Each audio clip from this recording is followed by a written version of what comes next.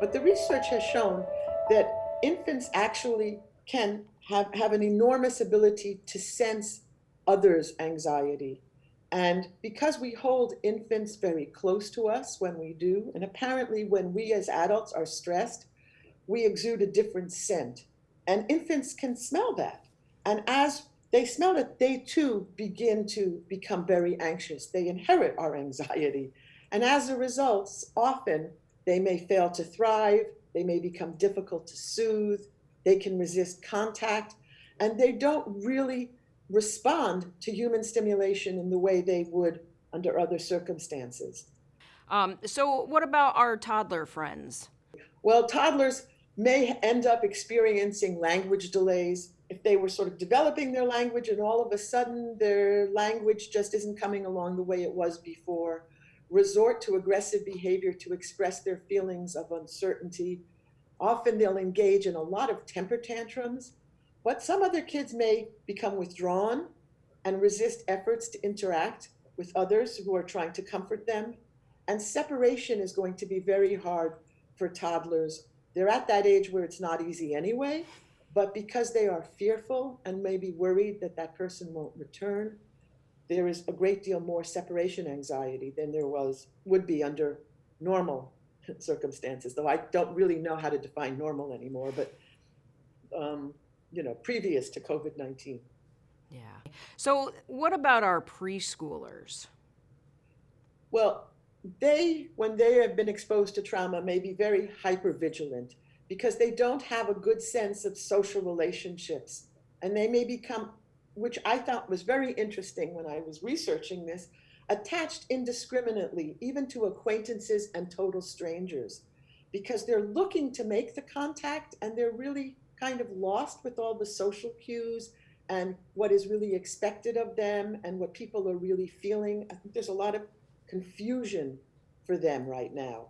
And often what will happen is they will misinterpret facial expressions and body language in a negative way, even though you might not mean it. And because these guys generally are in what's called an egocentric state, some of them may blame themselves for the stress around them and see things through a sense of shame and worthlessness. And they'll struggle with strong emotions and often express their frustration because they become much more easily frustrated through their bodies becoming provoked to unprovoked aggression, particularly in moments of emotional closeness where you might think you're holding them and everything seems fine, and all of a sudden they'll push you away. With the parent, well, I'm really kind of talking with families. They must have experienced that, especially during sheltering in place. And a lot of times, even though they had good play skills prior to all of this, they may suddenly regress. And especially if play involves symbols and language, such as dramatic play. But dramatic play becomes very important for them because this is where they basically look and experience what's happening in the adult world and put it into their own perspective so they can deal with it.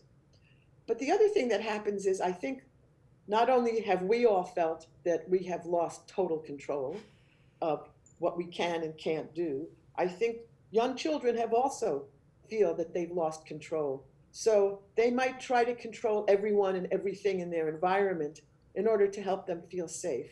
Both toddlers and preschoolers, probably some of them, not all of them. And you have to remember, some of them are going to walk into the child care center as though nothing had happened almost. They'll be so happy to see their friends.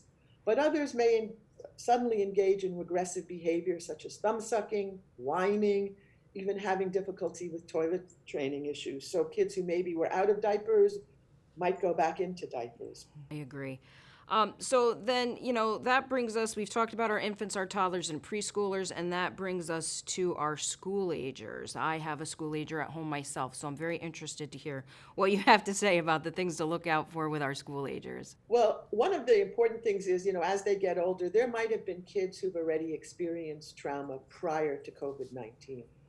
And these kids are going to be much more easily triggered or set off and have a harder time struggling with self regulation and lacking impulse control or the ability to think through the consequences before acting. But they are all probably going to become, and I'm sure you notice this with your own child, very easily overwhelmed, give up on even small tasks that present a challenge, where they might have been more persistent before. They somehow don't have that self-control to stick with it. They may behave in ways that appear unpredictable, oppositional, volatile, and extreme, and often react defensively when there's normally they wouldn't have. They might just become very defensive and feel attacked because they are perceiving things through a very different lens. And others may at times be very over controlled so that they're, not doing any of these things, very rigid and unusually compliant. And some might even appear spacey and detached and out of touch with reality. Because everyone responds so differently, it's something that, to be aware of. The chances are, if there are any changes in older children's behavior, even younger children's behavior, that it is a consequence of what they're experiencing. And so to help them learn how to deal with it and focus on building their resilience, because childhood trauma puts children of any age at a greater risk for developing social processing impairments that will later affect their social perception and their ability to interact with their peers and others. So we have to remember that children who've experienced trauma, especially, and some of these older children, and I think teachers need to be aware of this, they're going to have short-term memory issues, which will make it difficult for them to remember what's asked of them. So when teachers give directions, do it one at a time.